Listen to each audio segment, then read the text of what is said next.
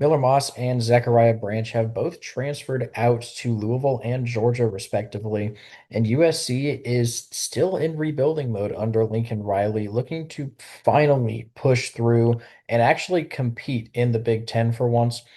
Lincoln Riley's had a few years now, and he has not delivered the same success at USC that he did at Oklahoma.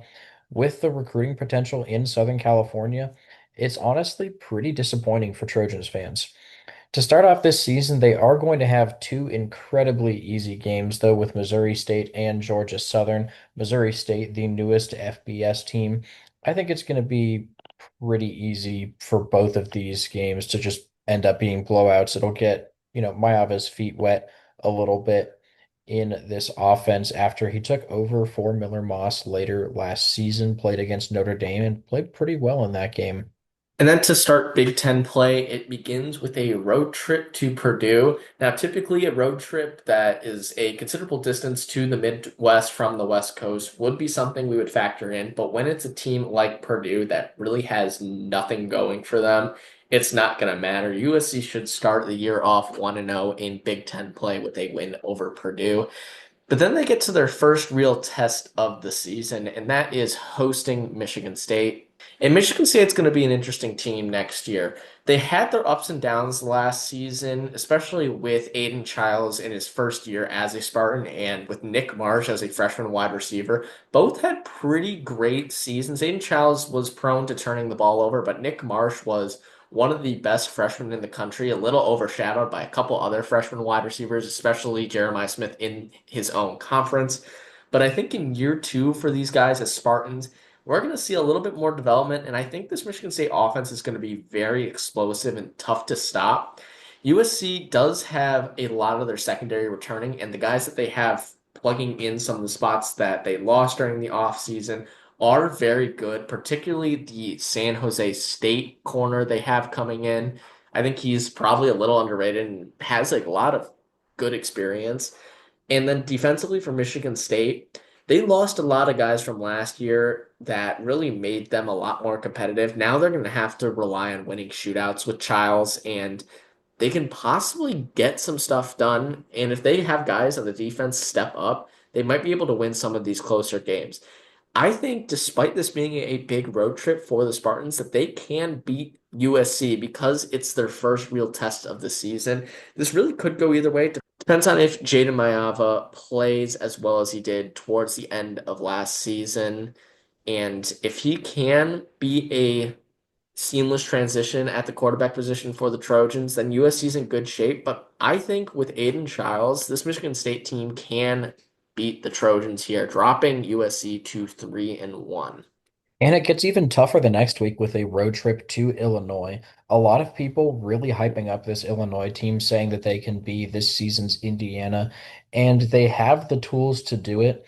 They have Luke Altmaier returning at the quarterback position, and overall, just a solid amount of returning production. I think that they are going to be very similar to that Indiana team that we saw last season, but their schedule's a little bit tougher. They have to play Ohio State like Indiana did last year, but they also have to go on the road to Washington.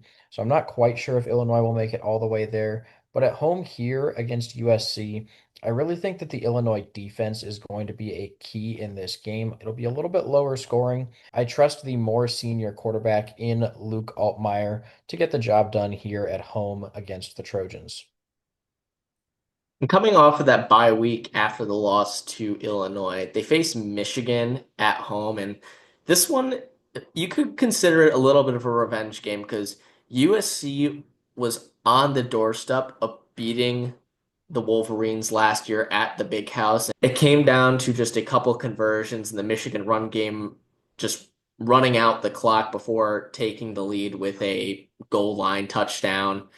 But I think that this year USC might be in a little bit better shape to beat the Wolverines.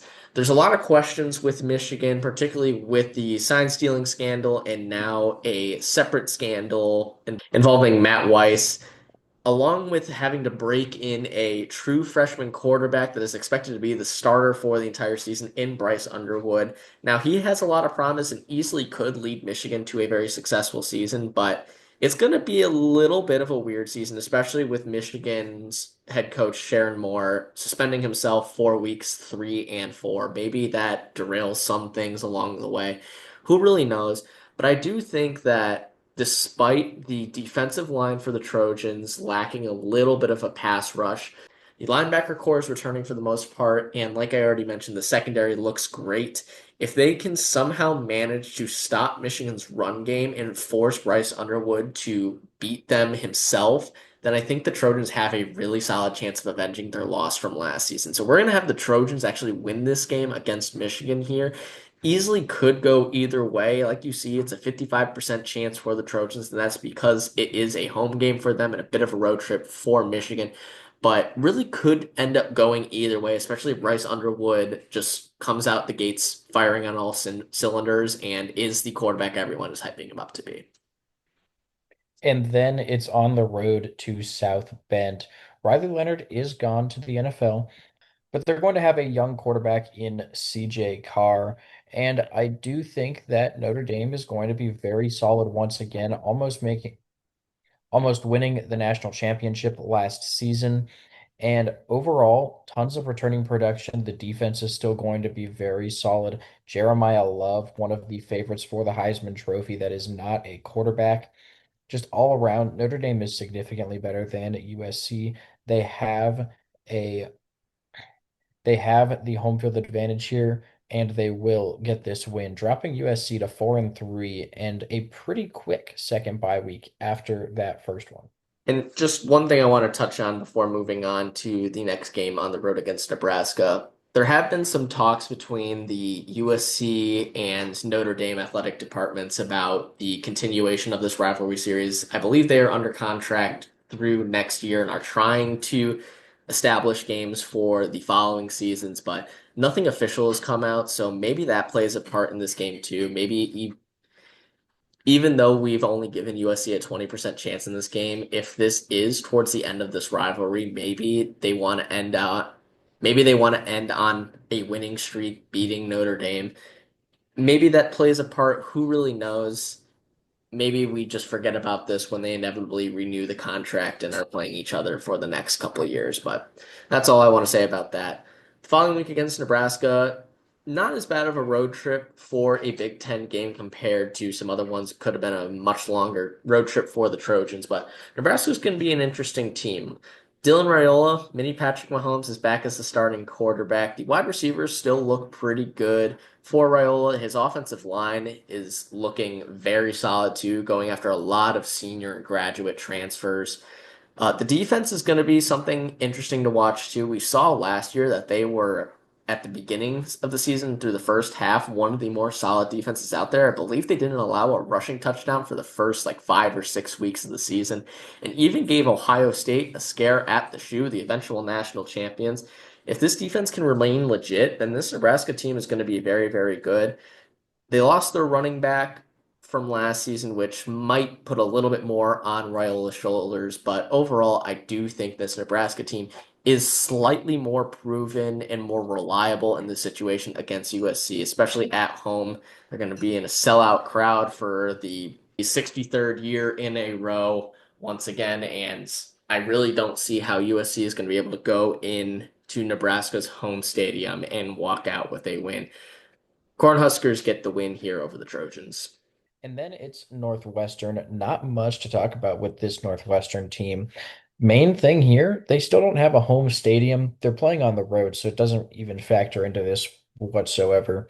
I think Northwestern's going to struggle pretty heavily next year in the Big Ten. They're up there with Purdue as one of the worst teams in the conference.